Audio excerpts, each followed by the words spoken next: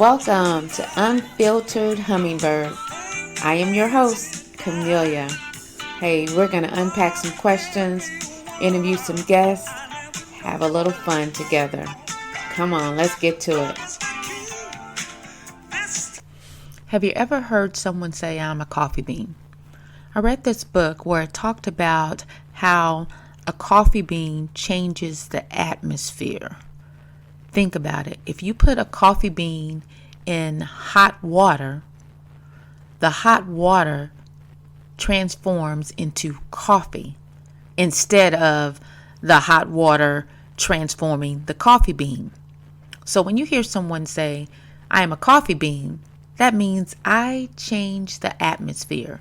When I walk in the room, I expect that atmosphere to change.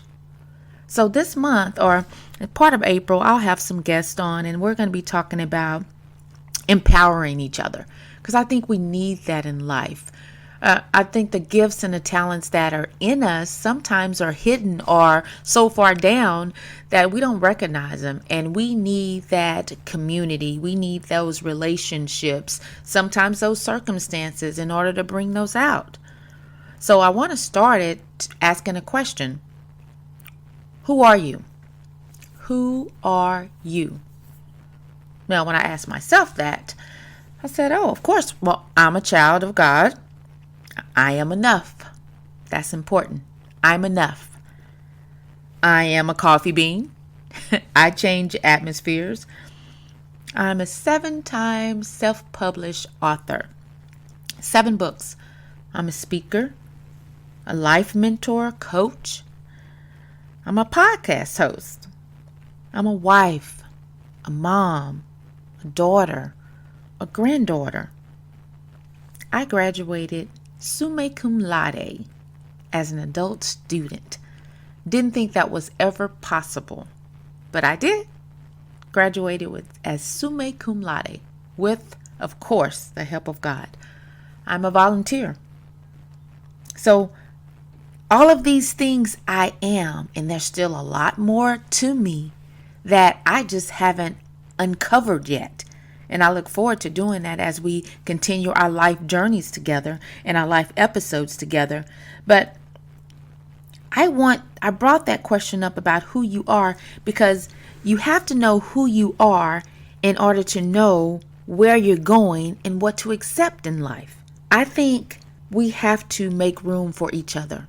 I think we must refuse to be silent.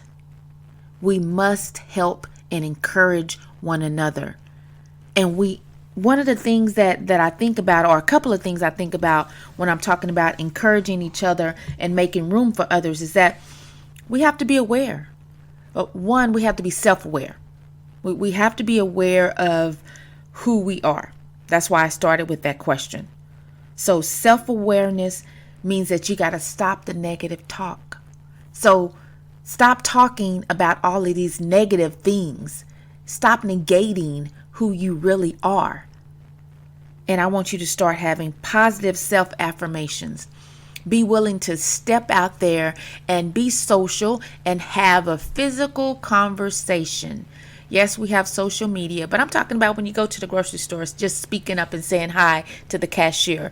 I'm talking about making new friends, being aware of there's people out there who need friends, who need community. There's gifts and talents in you that someone is waiting for you to help them with. But we can't hoard all of our talents up and keep them to ourselves and do all of these things, and we're having all of this success and you want to just hoard it to yourself. No, we were meant as a receptacle. You go through it. The blessings go through us. In order for you to continue receiving the blessings, you receive those blessings, make room for someone else, and then the blessings continue to flow. It's when you give, it shall be given unto you, good measure, pressed down, shaken together, and running over. So it becomes this cycle, this in and out, in and out, in and out. You know, those gifts, you're sharing them with the world. And therefore, when you're sharing them with the world, what are we doing? We are changing the world. which is what we want, right? We want to change the world for the better. And I think this when we help each other and encourage each other with our gifts, talents, and in our conversation, I think it cultivates that gift that's in us. And it cultivates those relationships. We need relationships because have you ever been in relationships, or maybe have a relationship now, where sometimes you don't know your strengths, but that person you're in a relationship with, they know your strengths and they know your weaknesses. This would probably apply a lot to marriages and any type of friendship. You know your strengths and your weaknesses, and that's good. I think you need that. I think that's where you need to know what to do, what not to do, what's you, what's not you. Let me tell you one crucial thing too that I found out, and everybody, you probably already know this, but I'm going to say it too. Stop comparing yourself to someone else. Stop comparing yourself to someone else. I'll go back to the question. Who are you? Whoever you are, that's the only person you're responsible for. You're responsible for you. Stop comparing. Oh my goodness, comparison is a thief. It is a thief. Stop opening your hand to this thief of comparison and said, you're not like me, you don't look like me, you're not shaped like me, you don't have hair like me, you don't have a body like me. So what? You are enough. Say it with me.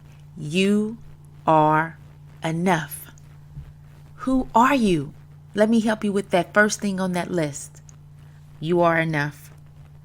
You are enough. I want to encourage you and inspire you to remind yourself of who you are.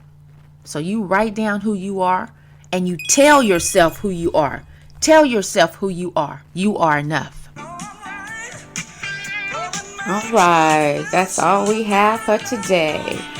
Join me next time on Unfiltered Hummingbird. I am your host, Camellia. Until then, have a blessed day.